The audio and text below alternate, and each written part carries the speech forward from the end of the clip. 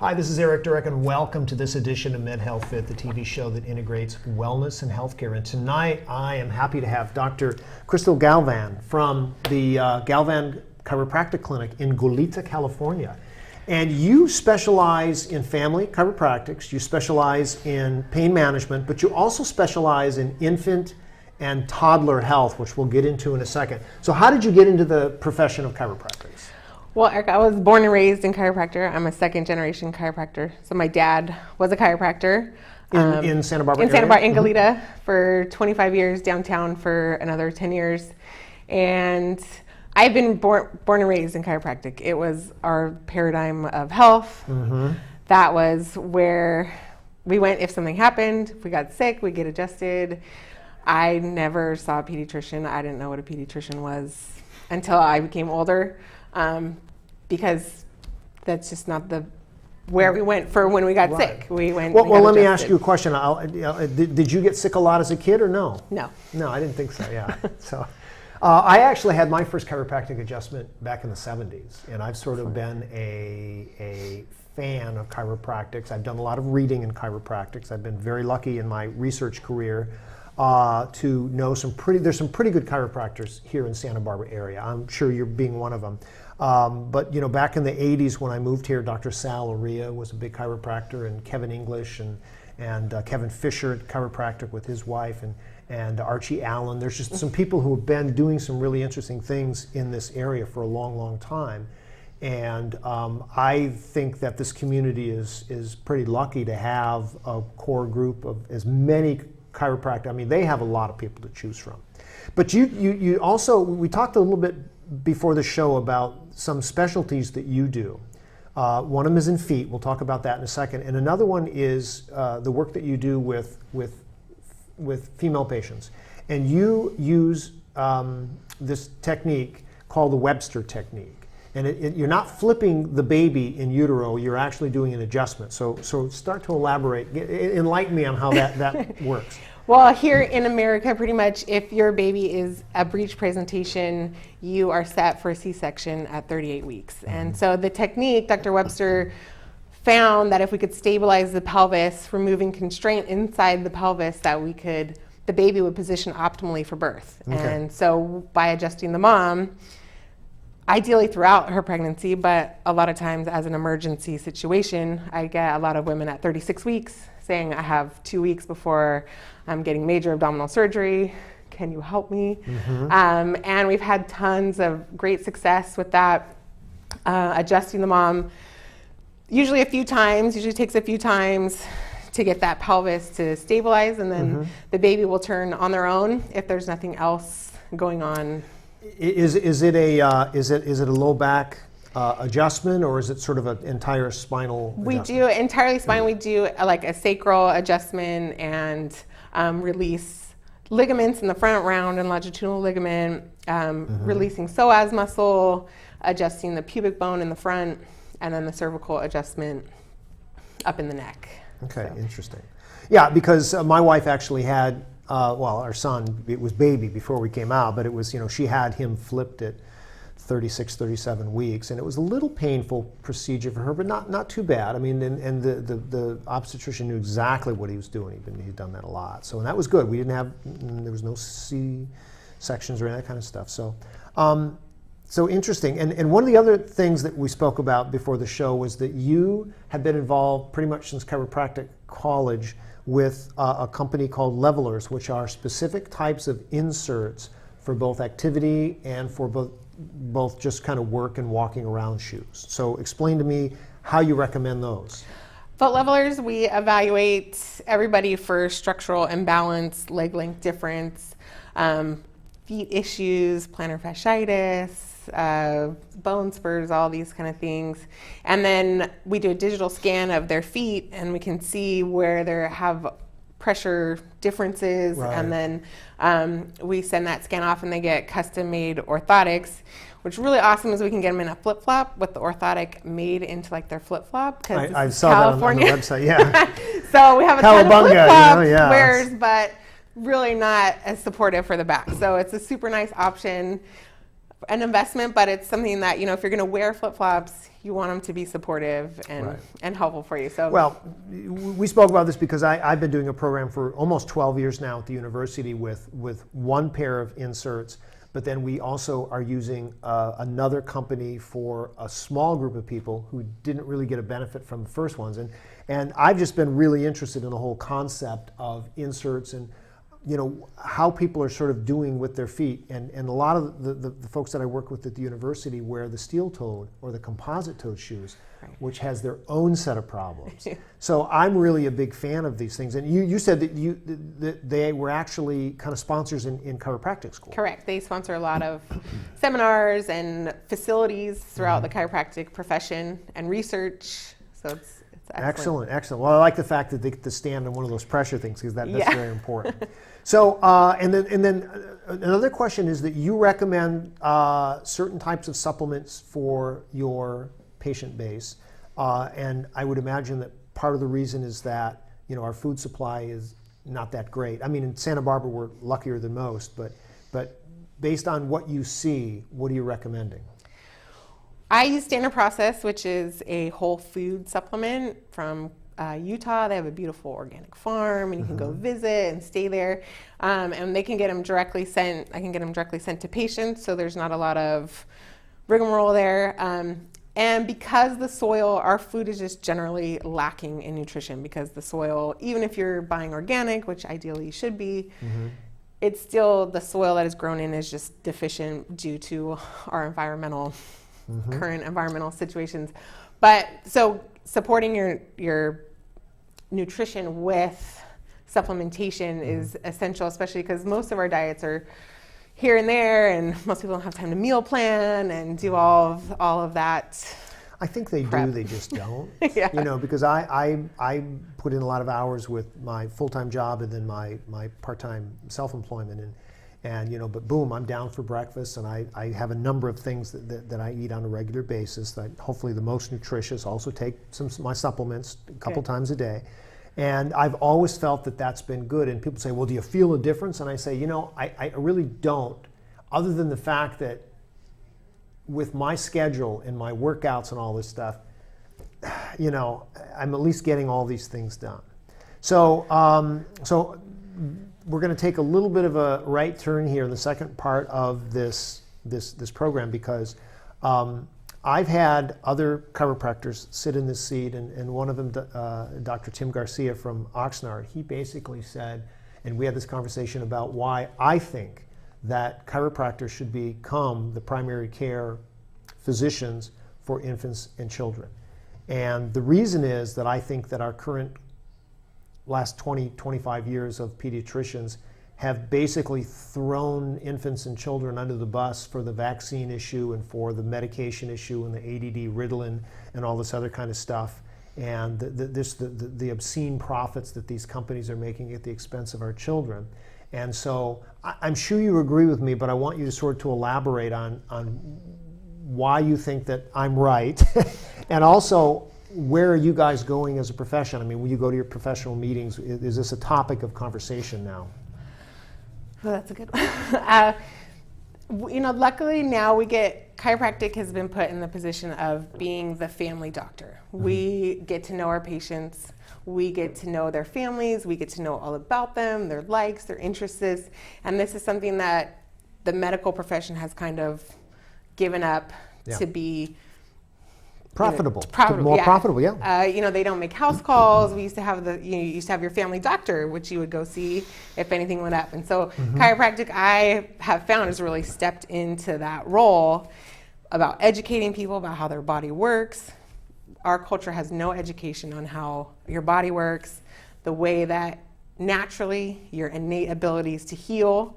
And this is something chiropractic has been talking about since like 1906, the beginning of chiropractic, that the less that you put into it, the better that it works. And if we can remove that interference from the nervous system, that we can really be healthy and have our children be healthy and have our entire society be healthy. Healthier. Because I completely agree with this. And, I've been thinking about this the last couple of years. It's like we have this issue with vaccines, which we'll get in more in the next couple of questions. but there has to be a solution. And anyone who wants to debate the issue, and I'm actually going to try to have the PhD woman who gave a talk locally a few weeks ago here, debate Dr. Doug McKenzie, and I want to sort of moderate this, and hopefully she doesn't know what she's getting into, but I truly believe that, as I'm thinking about this issue, it's like, okay, we can complain about this, but what can be done? And as I'm looking at chiropractic and the amount of care that you do give, I'm like, okay, this is a huge solution for our country, and I would love to see the Wall Street Journal and Business Insider and you won't see it in the New England Journal, but you should see it in the Washington Post and the New York Times and the LA Times and the major publications about how chiropractic now is going to step up, because I really think that it is a wonderful solution for people, and I really think that every Lamaze class in America should have, hey, you can go to your pediatrician or you can go to your other pediatrician. They're called the chiropractic doctors. And you are primary care physicians in the United States. And I've known that for a long time. Most people don't even know that. So, what do you guys, you're not real doctors. And what? Yeah, well, they are kind of. So yes, I've been staunch defenders. So in your opinion, you think that the chiropractic, the American Chiropractic Association or whatever, they're like, hey, this is great, let's go full tilt? I think it would be, it's a lot of politics in all of that, and where, we don't get funding from Big Pharma, which is why you don't see chiropractic commercials. Yeah. They won't even play chiropractic commercials because they'll pull their funding. They say they had a whole national campaign and they wouldn't put it on. Like the Progress news or for something? American, Really? yeah, because Progress for Chiropractic Association, they made a whole national campaign, and none of the stations will play it because Big Pharma says, well, we're going to pull our commercials, and it's huge money. So we don't have that kind of money to back and lobby, which because Big Pharma's Sean Hannity only makes $40 million a year. Yeah. And with the Gail King from CBS This Morning, or was it CBS This Morning last year when they had that whole big shakeup with Charlie Rose? I mean, she stepped in now. She's the top anchor, and she went from $5.5 million to like $18 million a year. So it's like, yeah, this is all about major money for people. But I still think that there are ways of doing it. And like I say, Lamaze classes and all of these moms fitness classes and moms to be and all this kind of jazz. And because I'm also looking at the yoga profession, because I'm on the medical board for a company in Los Angeles called Yoga Fit. And they have started a medical yoga division. And great. They are exploding. They've trained almost 200,000 practitioners worldwide. And so they're moving in a direction that I really like. And with the chiropractors, I see it's the same thing. So what do you talk about when a parent comes to you and they say, well, I've had my kids vaccinated and they're fine? Or, you're trying to be supportive, but what do you actually tell, because most parents vaccinate their kids. Correct. Most of my patients that I get who ask about vaccines are people who are in the position who have questions about it and have no answers from the medical community. They want to know the information. They want to know, is this really safe? Where is the research? What are the studies? And I just want to be informed, and it's a choice issue as opposed to, so I get a lot of parents just like, this is the only place that I've gotten this information from. And speaking of some nice information that you brought, Del Bigtree, who's one of the top people in the industry, he was a producer of the TV show The Doctors for many years, and he is also the producer and one of the stars, I guess, of the movie Vaxxed. And this book, I would imagine you purchased because it is essentially the result of the 2018 FOIA lawsuit that he and Andrew Wakefield went after against the Department of Health and Human Services, which basically said, and I'll surmise this wonderful book in 2 sentences. Is they essentially said that with the 1986 vaccine law, that HHS was mandated by law to conduct safety studies every 2 years on current and new vaccines, and they found out last year they conducted 0 independent safety studies. And I just throw up my hands and I say, how can an industry get away with this? They talk about the safety, that these hundreds and hundreds and hundreds of studies that say, well, vaccines are safe. Well, they're not there. Oh my gosh. The beautiful thing about science is it's never settled. Exactly. And I always cringe when I hear the science is settled on the matter, because science is never settled. Right. That's the beautiful thing about it. And religion is settled, but science is not. And the medical I don't know about religion that. has taken over a thought process of this is how you have to do it. This is the only way to do it. When there is other ways of treating your body. There's Chinese medicine. There's all these other things which potentially could lose their backing if this is the only way. Well, I remember when back in the 1990s when the physician from Houston, Texas, Stanislaw Brzezinski, came up with his method for treating brain tumors, and he had an 80% success rate, and it was essentially an amino acid formula. And instead of, and he had 20 years worth of research, and instead of touting him as the greatest, head and neck tumor doctor in the world, he got sued by the American Medical Association. It cost him about $15 million to fight it. Went all the way to the Supreme Court. He won the case in 2000, I think. And not 8 years later, the Texas Medical Board took him to task because he was essentially having, medicines, which it wasn't even medicine, go across state lines. So they're still trying to get people, and we see this here in California with Senator Pan. I just throw up my hands and say, how can this guy get away with this illegal and criminal? Essentially, he's guilty of, I think, a criminal offense. He's taken away a lot of rights of kids to go to school and to have their California constitutional rights to go to school, and violating their HIPAA rights in publicizing their private medical information, potentially in a database that can be accessed and publicized in the newspaper.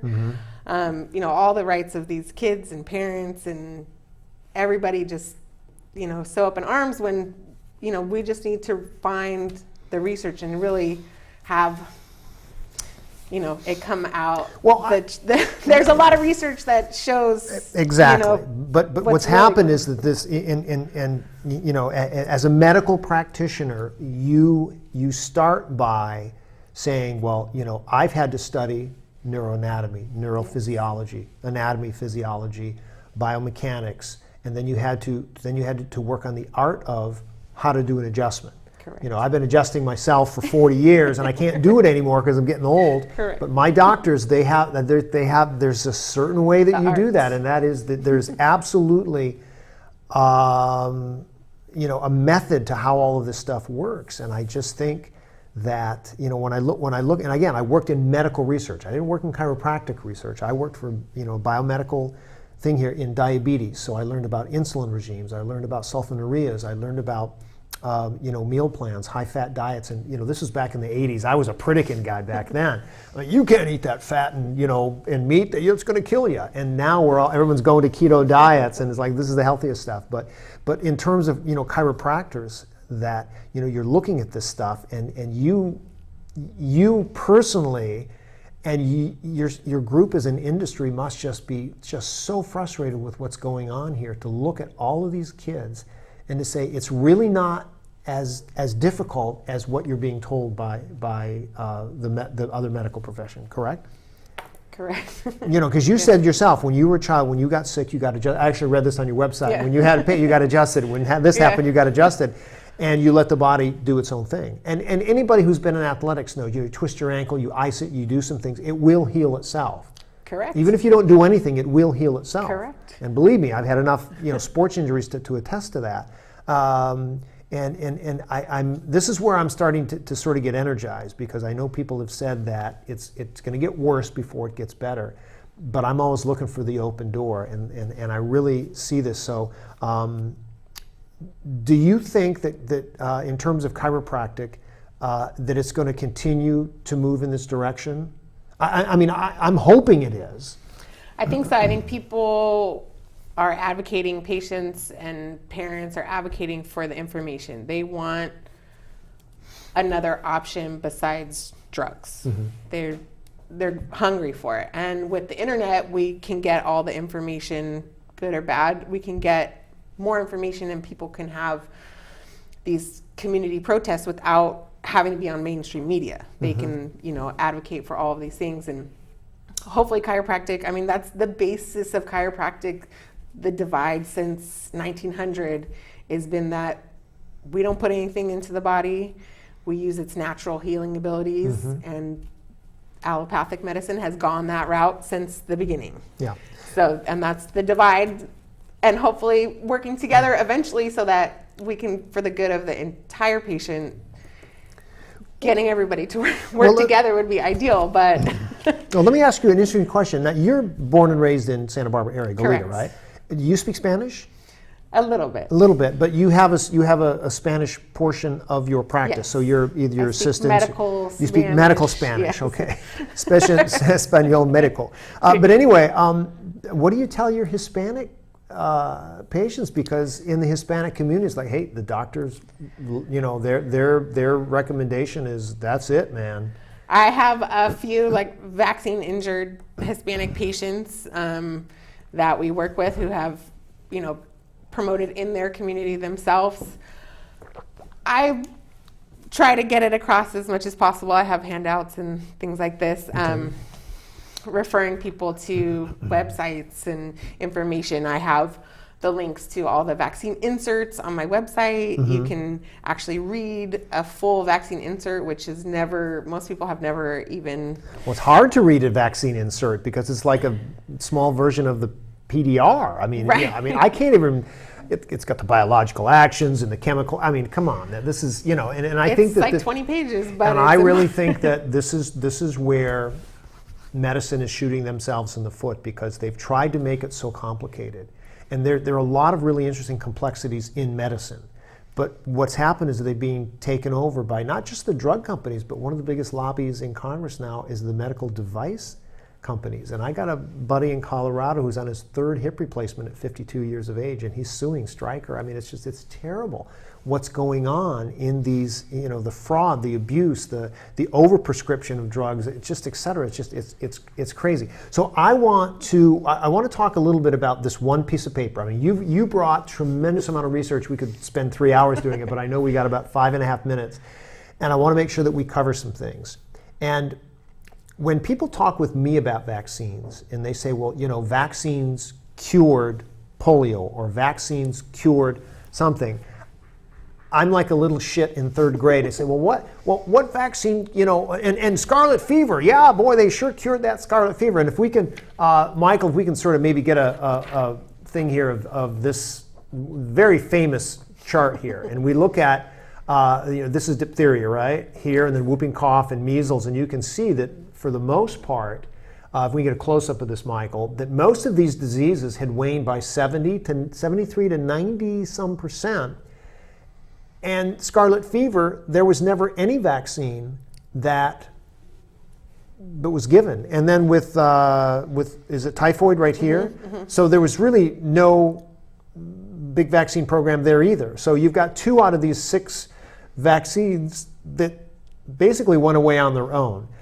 In science, we call that confounding variables. And this is the one area of medical science, and I'm actually writing a report to the Scientific America for 2 different articles, and one of them I really talk about confounding variables. That's confounding. If you have these people saying that vaccines are the only thing that did this, and then you have these communicable, and scarlet fever back in the late 1800s was pretty radical. That was one of the top ones. So it took a lot of people back there early. I like to quote evolution. So I'm an evolutionist. We get exposed to disease. We either get the disease and heal from it, and then we reproduce, and our offspring are stronger for that. Or we get the disease, and unfortunately we die, and then we don't reproduce. In the last 100 years, we've taken that factor out of that the strong people are surviving and reproducing. Now, everybody is getting the vaccine, everybody's living, and then they're all reproducing, possibly not for the benefit of our species. So it gets to a big, huge level if you look at it. But the chunk in the Darwinian hypothesis here is that we are in creating, and literally in 30 years, one generation, we've created basically healthy kids to basically sick kids. And based on the movie Vaxxed, Stephanie Sennett, Dr. Sennett said that, you know, if the trends continue with a hockey stick curve, that I think by 2028, 1 in 2 kids, and you probably have that. 2035. 2035, 1 in there. 2 kids Yeah. will be autistic. And 70% boys. And 70% boys, which means they're not going to be able to reproduce. Correct. And when Bobby Kennedy, I've met him, Robert Kennedy Jr. said in one of his speeches that I happened to be at, he said that if you look at it from an economic standpoint, it'll be over $3 trillion to have lifetime care for these people, and they will not be able to contribute to society at all. So, not even talking about Silicon Valley and the doctors and the thinkers of tomorrow, we're not even going to be able to have people to work in fast food restaurants because they won't be able to handle the lunch rush. And I'm just like, this is insanity that we're looking at for the long-term good of our children versus the short-term profit of a company. And like I say, I'm going to keep coming back to chiropractors and say, I think that you guys are onto something. Yes. So I believe that's we're primed to take that position. I mean, it's been the position of chiropractic from the beginning. And one of the things that's of interest that you may or may not actually think about, but there's a lot of chiropractors who have YouTube videos. Some of them are little, they're little corny or whatever. There's a guy in Houston who's got his little ring dinger or whatever. But it's an interesting that he's doing this technique on people in full camera view, and he is so secure in his technique that he's got people and lots of other chiropractors. And I've been watching the last couple of years. I don't see a lot of pediatricians jabbing their kids with vaccines. Well, this is really a good, they're just not doing that because it's becoming almost cloak and dagger. And here you've got this other profession that's open, and they're using Dr. Eric Berg. I actually did a research report on one of his videos. It's amazing. Yeah. We could talk about this for so much more. I appreciate it. So how can people get a hold of you? Call my office, my website. Is it dr-cc.com? Crystal Chiropractic. And you're in Goleta. In Old Town Goleta. And what's the phone number? 805-687-8900. We're going to have you back on for part 2 here soon because, like I say, 30 minutes here goes by so fast, and there's so many things to talk about with this issue. And I really appreciate the work that you're doing with children and chiropractics and in healing. So for this episode of Med Health Fit, this is Eric Durack, and thanks for watching. And thanks to our guest, Dr. Crystal Galvan.